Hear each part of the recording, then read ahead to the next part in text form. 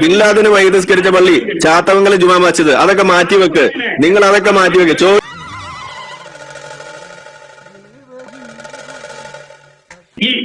ഈ ഡിബേറ്റ് നയിക്കുന്നത് താങ്കളാണോ ആരിഫ് ഹുസൈനാണോ? ഞാനാണ്.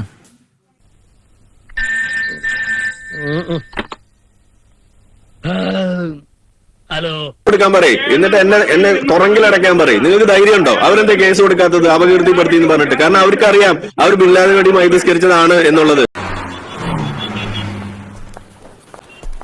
ഇതേതാ സ്ഥലം? താങ്കൾ ഒരു കാര്യം ഹമാസിനെ കുറിച്ച് പറഞ്ഞപ്പോ അതേ ഒരു ചോദ്യം ഉന്നയിച്ചു. ആ ചോദ്യത്തിന് മറുപടി പറഞ്ഞാൽ പോരെ, അവിടെ തീർന്നില്ലേ?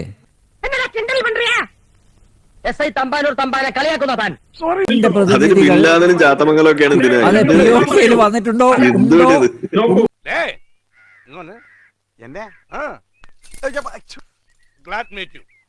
ചോദിച്ചാൽ അത് ഉത്തരം പറയും. അജ്മൽ കസബ് നിസ്കരിച്ച പള്ളി തൃക്കാക്കര ജുമാ മസ്ജിദ്. ഞാൻ എത്ര തവണ പറഞ്ഞു ഇത് ശരിയാവില്ല. ഞാനത് ശ്രദ്ധിച്ചോളാം. അവിടെ തീർന്ന കഥയാണ്. അതിന്റെ ഉസ്താദിനെ വരെ ഞാൻ വിളിച്ച് സംസാരിച്ചതാണ്. അത് മാറ്റിവെക്ക്. അത് അവര് തന്നെ അവിടെ ഒതുക്കി തീർത്തതാണ്. സത്യം പറഞ്ഞ ചേട്ടായി, ഇങ്ങനൊരു ദിവസം ചേട്ടായി ആഗ്രഹിച്ചിരുന്നില്ലേ? ബിൻ ലാദന് വേണ്ടി മൈതസ്കരിച്ചിട്ടുണ്ട്. അതവിടെ മാറ്റിവെക്ക്. ചോദിച്ചതിന് ഉത്തരം പറയും.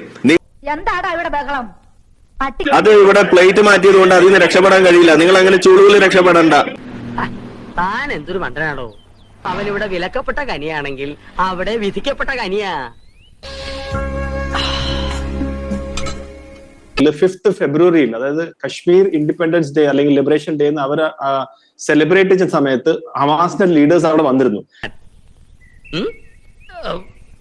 അപ്പൊ ഹമാസിന്റെ റെപ്രസെന്റേറ്റീവ് ഉണ്ടായിരുന്നു. ഇത് എനിക്കൊന്ന് കഴിഞ്ഞ വർഷമാണ് നടന്നിട്ടുള്ളത്.